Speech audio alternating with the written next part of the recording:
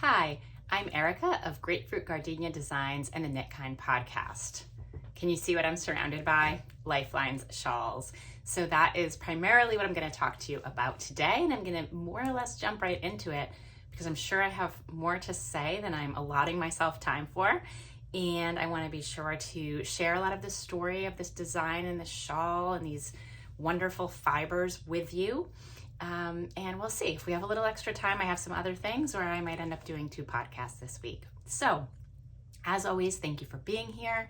If you are a returning viewer, you know how much I care about our community, and thank you and appreciate you. And if you're new here, welcome. It is a fiber arts podcast under the premise of kindness with a little bit here and there about life and really trying to support each other through a lot of stressful times. So, Lifeline Shawl, what a good segue into that. Oh, and please, if you do like the podcast, consider a like and subscribe so that we can continue to grow a place where people can come together, be kind to each other, love the fiber arts, and help each other take one foot in front of the other every day now. So, Lifeline's Shawl, how it started. Where did we get to these samples? You know, what's going on with so many different ones? I usually have maybe 2 samples of a new design to show you, and today I have 4 samples, thanks to a couple other friends and knitters and testers and sample knitters. So where did Lifeline's Shawl start? So where it started was discovering Kingdom Fleece and Fiber Works, a mill in Vermont, and wanting to work with their yarn. And through a few different experimentations, we came around to using the sport weight yarn that is all from Vermont sheep. So you can see what I have left here.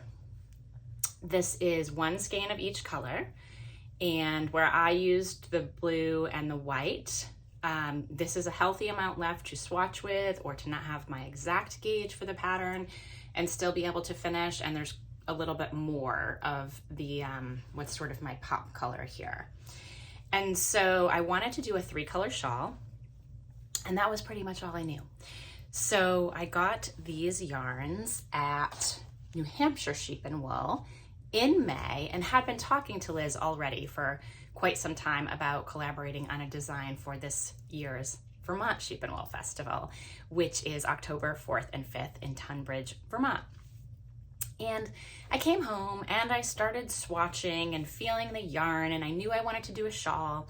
I knew I wanted to do an asymmetrical shawl because I really like that shape for wearing it. You can see I have it here. I'm not gonna have it on the whole time because it's unusually warm this week in Massachusetts. But I did want to do an asymmetric shawl because I like how I can wear it over my shoulders, wrap it in the front with the point down, wrap it to the side. I find it to be a very wearable shape, and you know, you can put a little shawl cuff here if you want, you can tie it, so many different things. So I started with that, and the other thing I wanted to do was to help the knitter establish what the shaping was going to be like at the beginning. So I started with just garter stitch for section 1. So you start with your garter stitch and your shaping. And then I wanted to incorporate, as I do often in my designs, some really fun stitch patterns. And these are all, where you see color work, it's all slip stitch color work. So there's no stranded color work. It's all, again, what some people call mosaic or slip stitch, where you're only using 1 yarn at a time. So how did I decide what I wanted to use for patterns, and why, and how did it all come about? Well, this particular design, I don't know exactly why when I started, but I wanted to have this horizontal theme to the stitch patterns. And so I started looking for things, and actually I think what I might do is just show you one of these as we go. And we're gonna have a little naked mannequin back here, but that's okay.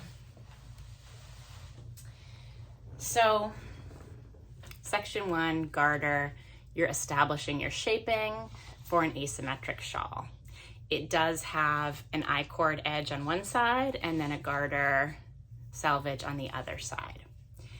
And so you get that established, and then I really enjoyed this stitch pattern. You can see it's just a little bit of texture, a couple cross stitches here. And what I started to see when I was swatching this, and you can see when you get the light on it, just how good that texture is. And I did not intentionally choose this stitch pattern because of it. I sometimes say like it chose me, and I started doing it. And what I started to see was like the idea of like an EKG machine. And that was just kind of floated through my head, and then I kept going. And then it got me thinking about Liz, who owns Kingdom Fleece and Fiber Works, and her story. And her story is, which I suggest you go watch her be interviewed. She was on iRock Knits podcast, Corey's podcast. She has her story on her website, and I linked to that from the pattern. But the long and short of it is she's someone who's always loved fiber, been involved in fiber arts, milling, farms, and in 2017, she had a very, very bad farm accident.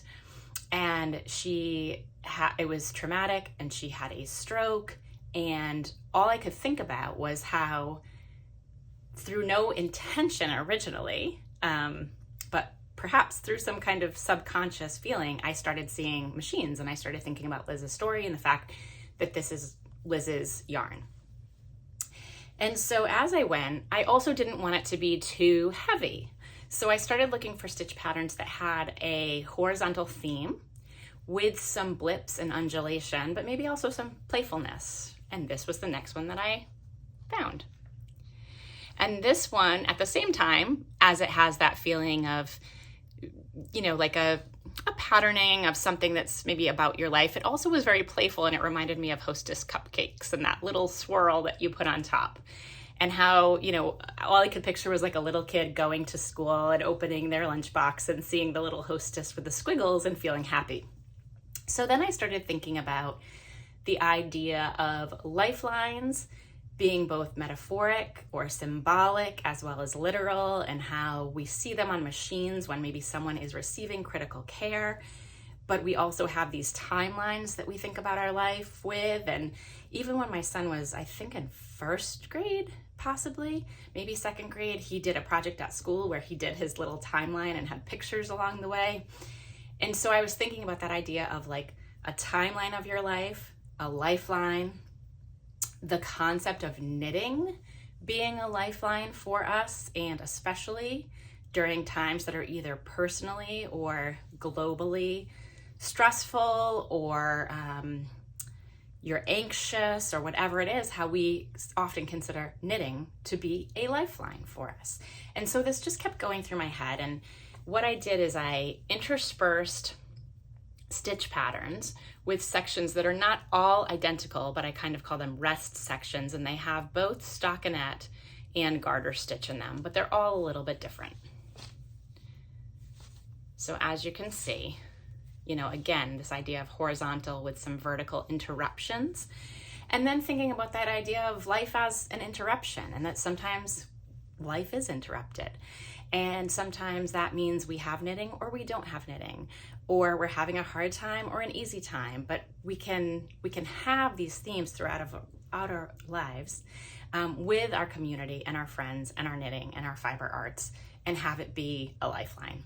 So that's where the theme came from. And then I want to tell you a little bit more about this stitch pattern as well. Okay. This part might be a little out of order because I think I forgot to say something in the longer podcast. But this stitch pattern right here, you can see it up close.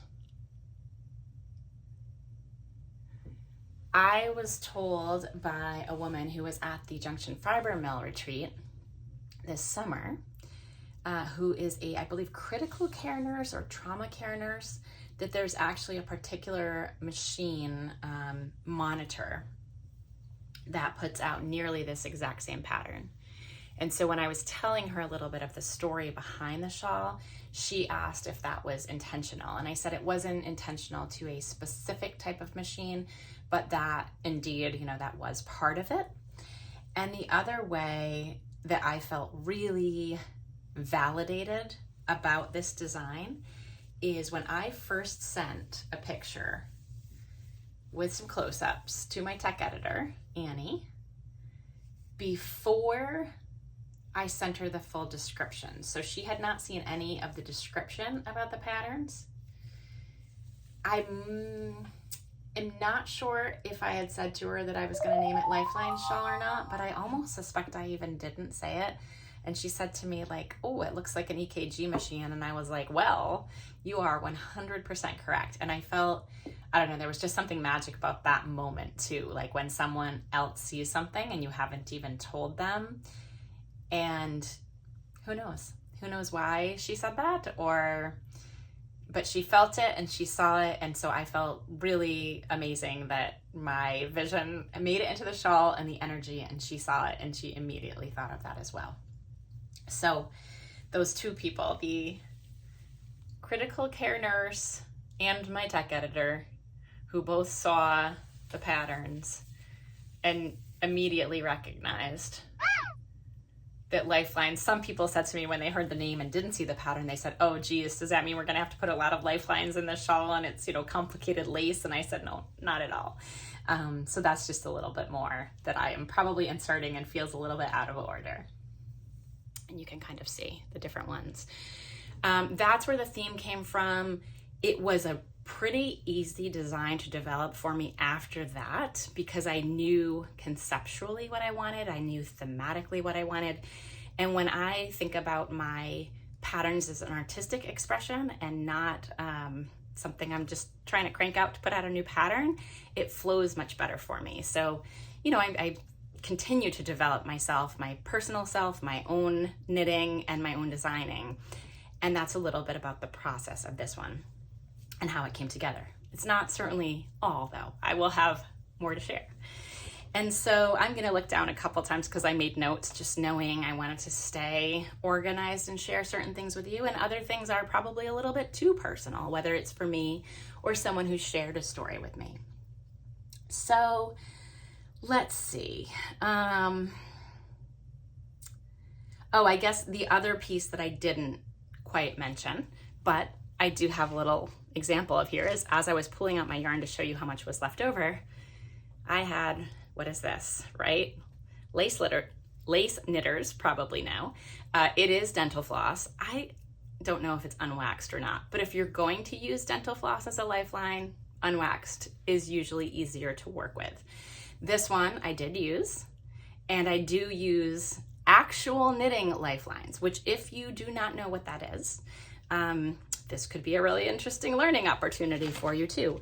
Because as we're knitting and we have our stitches on the needles, if there's a section where you're doing lace or something complicated, or you're not sure if it's going to fit and you want to check that, you can run what we call a lifeline through your stitches, so that if that moment comes where you need to rip back, you can just pull your needle out, rip, frog, rip it, and go back to that lifeline, and that lifeline will be holding all the stitches for you.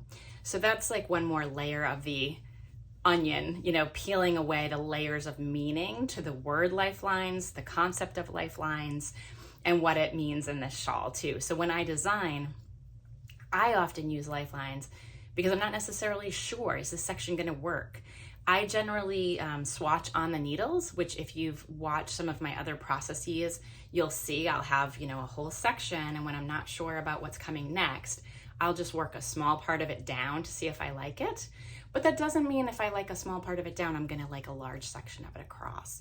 So oftentimes when I'm designing, I will throw in a lifeline so that if I need to rip back, I can do that. And don't we all have to rip back on life sometimes?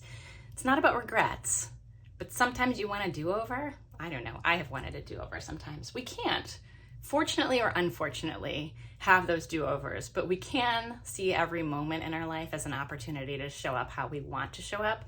And that's a big concept in life coaching. So I have learned to embrace that. So I am now getting very warm. I might cut the video for a second. I'm gonna put this one back on and I'm gonna take this one off so I can show you a little bit on here as well.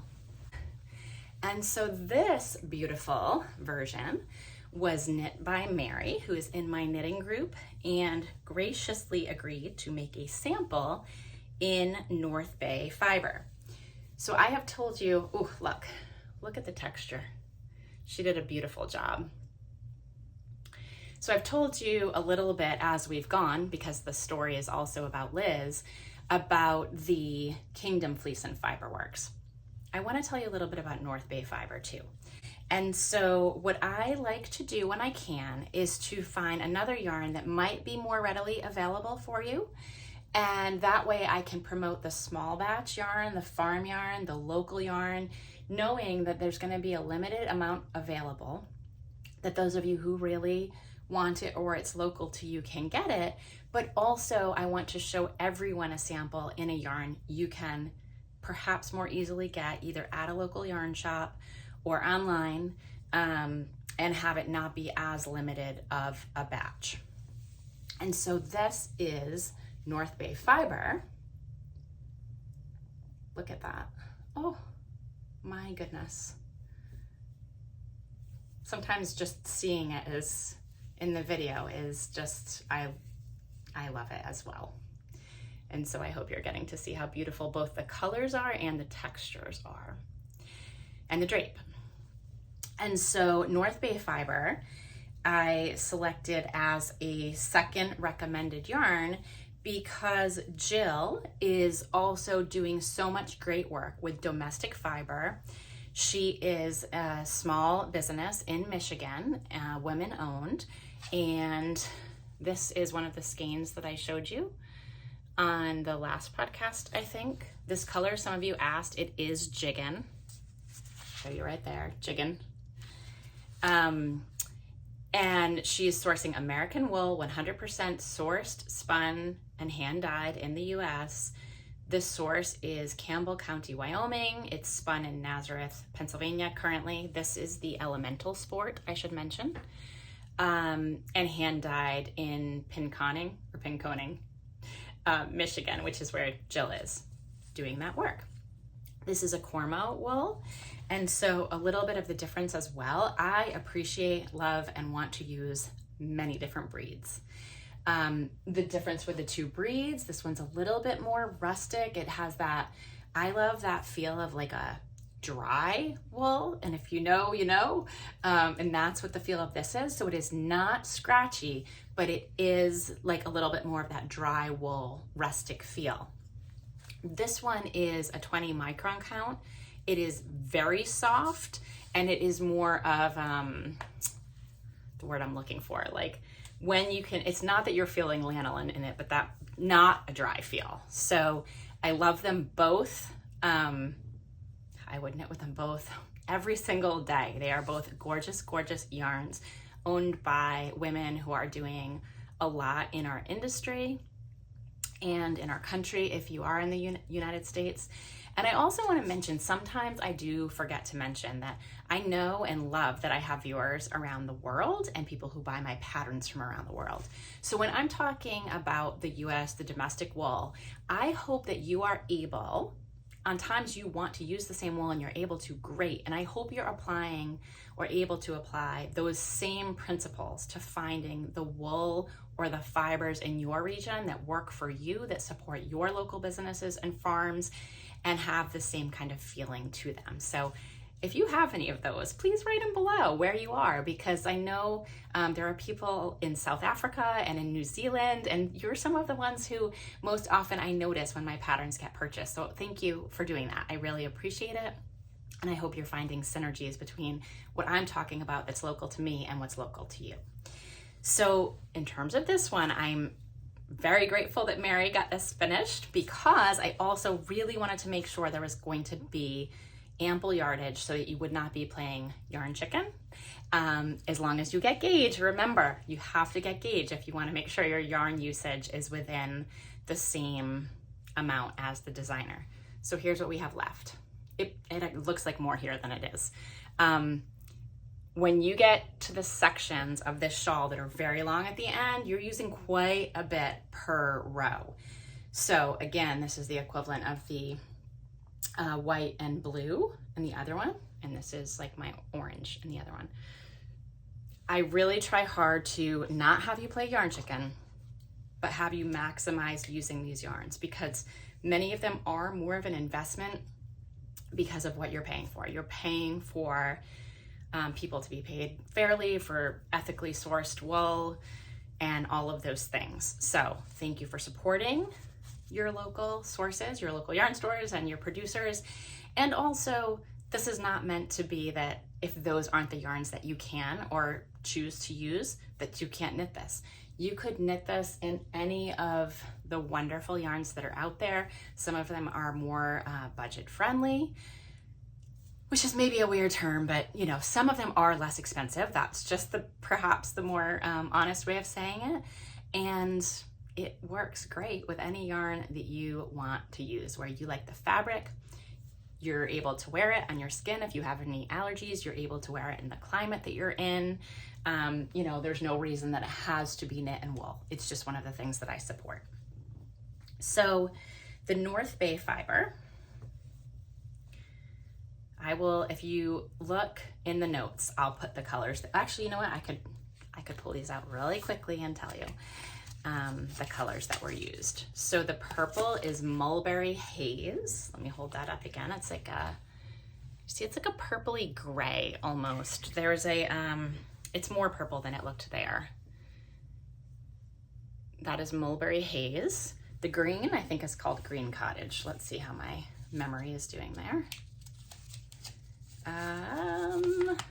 Green Cottage, yes, which I love, because who doesn't love a nice cottage? So that is the green, and it's sort of a, it's like a cross between maybe a sage green and not quite like a army green. It's sort of between the two. It's absolutely beautiful. And then I really, really enjoyed this color as a neutral that's not white. It's called, hang on, Sand Point. And so my guess is that's a place in Michigan. And look at how beautiful. Sand Point. It's a little bit like, I wouldn't call it like a, it's like a stone putty-ish kind of color, and it's just, it's lovely. So Jill suggested this trio, and she put together a few other suggestions as well. So for both of these that are 3-color sport weight, Jill put suggestions together for North Bay fiber, and I'll put those in the show notes. And then Liz has put together some combinations for the Kingdom Fleece and Fiber Works. So thank you to both of them as well for being wonderful partners for a small independent designer. I'm glad that we can lift each other up. And so, I don't know, let's see, we have, oh, and then over here, show, this is another in Kingdom Fleece and Fiber Works that I got yesterday from my former colleague, current friend, former friend and current friend and future friend, Sonia. And she also used the Kingdom Fleece and Fiber Works, and she used some very different colors. I don't have the colorway names of these, but it's gorgeous. It's like this, it's almost, oh gosh, let me see. No, you're gonna have to see, if you wanna see this one, you're gonna have to see it at Vermont Sheep and Wool, I think, in order for the color to really come through. There it is a little bit. Let me put my hand behind it. It's got this very beautiful purple that looks like, I said, it looks like if you mashed up blackberries in your hand. I love color. I do love color, and that's why we're going to talk about that one in a minute too. So maybe these two can coexist for a little bit, or maybe we'll do this. We'll put one on backwards. We've already got a fiber, Kingdom Fleece and Fiber there, so we'll do this, and then we'll put the North Bay fiber on front. Here we go. Okay. Well, I think you've gotten to see, hopefully you've gotten to see how beautiful they are before I just have them behind my head.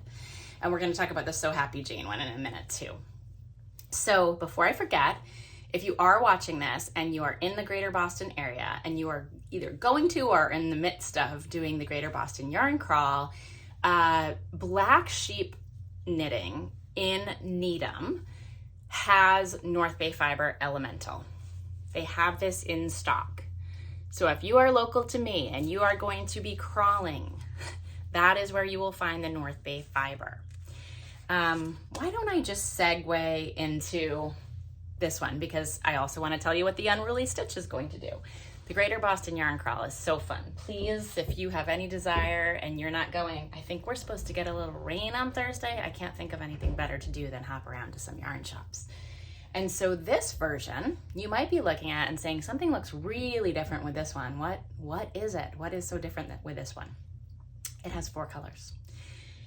It has 4 colors, not because I was specifically looking to do a 4-color palette, but it has 4 colors because I just decided to cast on another sample when I was working some things out. And I have all this beautiful stash yarn from So Happy Jane's club over the years.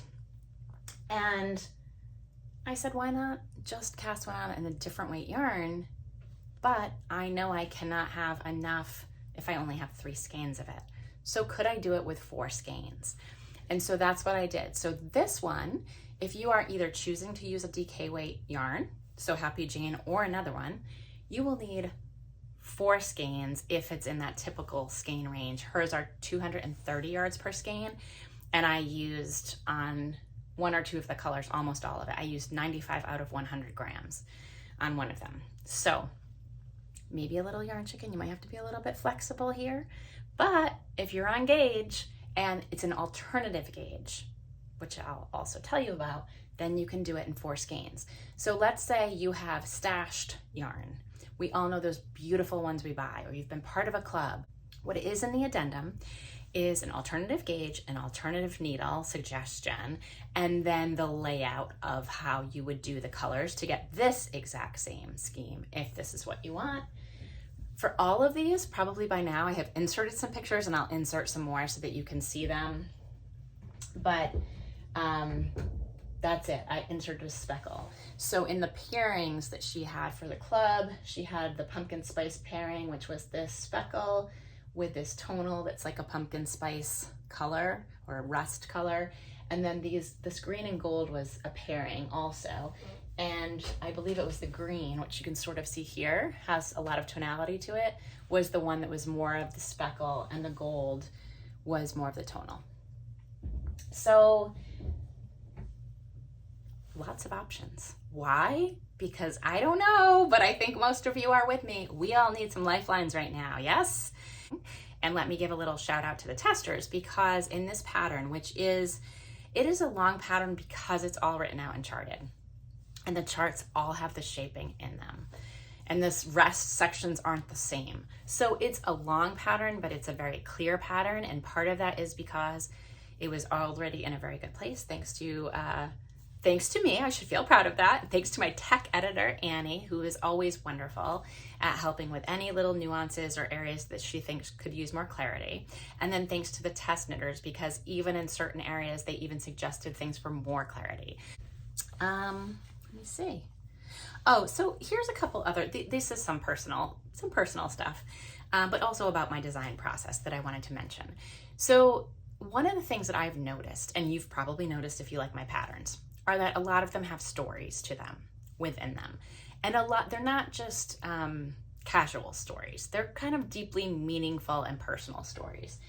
And so one of the things I've noticed, whether it was Peg's story from Junction Fiber Mill, of how she and Amanda met, and not only how they met, but how that bond got really strengthened and became deeper, or Paula Aaron's story about her mom and her Ellie Mae, her you.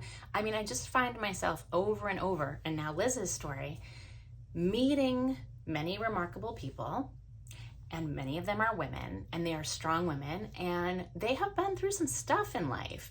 And it's easy to think of knitting as just a very kind of superfluous, casual hobby. And I have found that that is not what it is for me, nor is designing that. It is really a much deeper calling almost. And it seems to be that the shepherding or the milling or the small businesses are a deeper calling for a lot of these women as well. And so one of the things I've been through in my life when I was mid-career or so, I had a very bad situation with pulmonary embolism, and I actually had them in both lungs, so emboli. And it was very serious. There's no doubt in my mind that I am very fortunate to be alive. And I think about some of, Liz's story and Peg's story. And I know many of you out there have those stories as well. And some of you share them and some of you don't. And some of you probably block them out and some of you think about them often. That all comes together in the energy that I put into designing. And not every single design, I mean, that would not be genuine to say every single design is like that. But Lifelines Shawl really felt like that. It felt like a calling, a cause. I'll talk a little bit more about a book I'm reading and how it kind of all relates to that. And, I think it's fair to say that already some of the people who have test knitted or have sample knitted or have had different experiences with it have felt some of that in their own lives as well. I don't know why, I don't know how. Whatever you take out of that, you take out of that. But it's going to be a very special pattern to me. I can already tell it already is. Even if nobody ever bought it or knitted it, it has already been that for me, and I believe for some other people. So I wanted to share that as well. And no matter what you're going through, know that there are other people there who care about you, who think about you, who have empathy. Even if you're having a really hard time and you feel alone or distressed or just like you don't know how you're going to get through to tomorrow, maybe this is just a sign to reach out to someone or to pick up your knitting or to help someone that you suspect might be going through something. We'll leave it at that, I guess. I think that was a lot. That was a lot. So that is me, my design process, the Lifeline Shawl. And why don't I share then what I am currently reading? And this is an audiobook I'm listening to, but I should say rereading, because in 2015, I did read the book. And it's called Divine Intuition. And I will also say, and I don't know why I necessarily feel the need to say this, but just as a setup, I am not a person who practices a formal religion. I do think a lot about faith and energy, and there's a lot of things that aren't explained that I embrace that they're not explained, but I don't chalk it up to a God with a capital G. Perhaps I chalk it up to the universe, and this book is for anyone with any beliefs. And it does tell you at the beginning, whatever your feeling is about God, capital G, small g, spiritual beliefs, faithful beliefs, the universe, or divine power, it sort of tells you can substitute your own words or feelings when she uses any one of them. So if she says the universe, you can say God. And if she says God, you can say the universe, and so on. And so I just feel the need to set it up. For me personally, it's my own personal setup, because I do want you to feel like that book, for anyone who wants to read it, is potentially accessible to you, and that there aren't any barriers that you have to be a certain religion or have certain beliefs in order to read it. And now I'm listening to it on audiobook. And if you're looking for a recommendation, so it's by Lynn Robinson. That is important because I think there are a few different books out there. And the most recent one, again, maybe I can link to it in the show notes. It has a colorful cover. So there's earlier editions, and she does have some updates. So I would suggest, at least that's the one that I'm suggesting to you, because it's the one I'm reading. It has this colorful cover on it.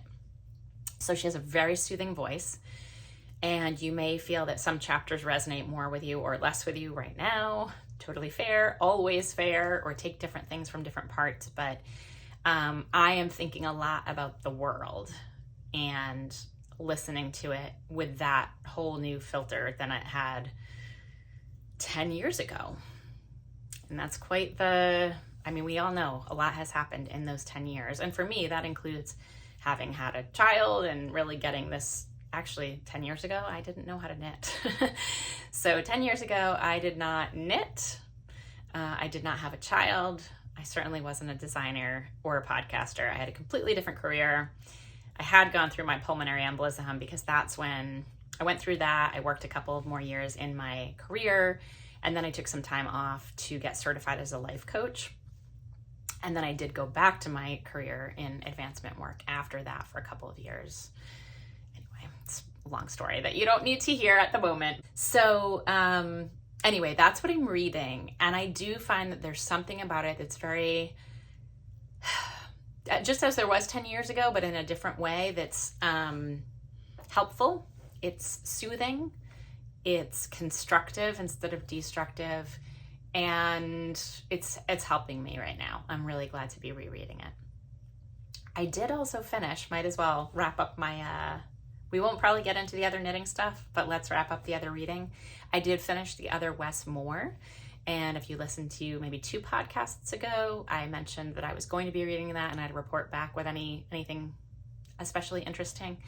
I think it was very much what I expected out of it, but I also would recommend it. There was, it was a valuable thing to listen to. And for me, it just reiterated a lot of things that I already think and know and feel and have experienced through my work with nonprofits and my nonprofit work that was related to social justice, youth development, those pieces. It is the story of 2 Wes Moores, one of whom became the mayor of Baltimore, and the other who got a life sentence in jail. And they were from the same place, and they were in this newspaper at the same time. One for the robbery that ended up having him have a lifetime jail sentence, and the other because I think it's when he was getting the Rhodes Scholarship. And so they became acquaintances. And especially the way the story is set up at the beginning, it's very fairly set up about, not excusing things that people have done in life, but thinking about why, and thinking about how things could be different.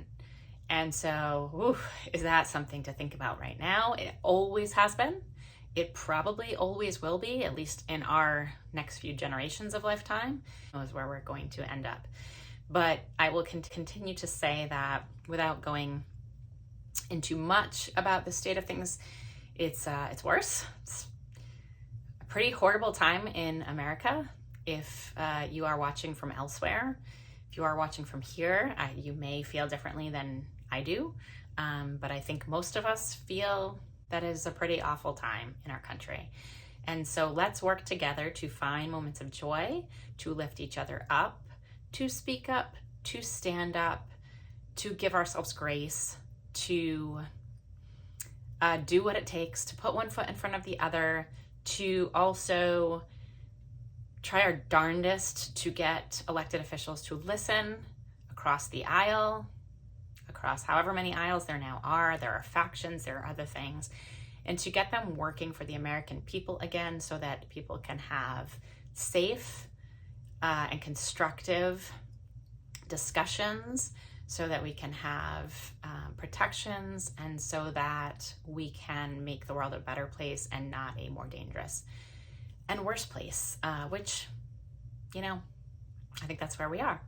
So I'm doing my part, and I don't want to be a downer. I do want to be someone who uplifts you, and I am real, and I am struggling too. And so whether it is this shawl, or it is another thing that you're knitting, or you're just listening to me sitting there with a cup of coffee or tea, it has been a wonderful time with you. Thank you for letting me share my creativity and my design process and these wonderful, I didn't say a whole lot about Heather, but I have on many other podcasts. Heather Best, who's the dyer behind So Happy Jane. You can find her yarn if you're buying it new. She's going to be at a Woolen Fair, and she's out in Idaho, and she has a website.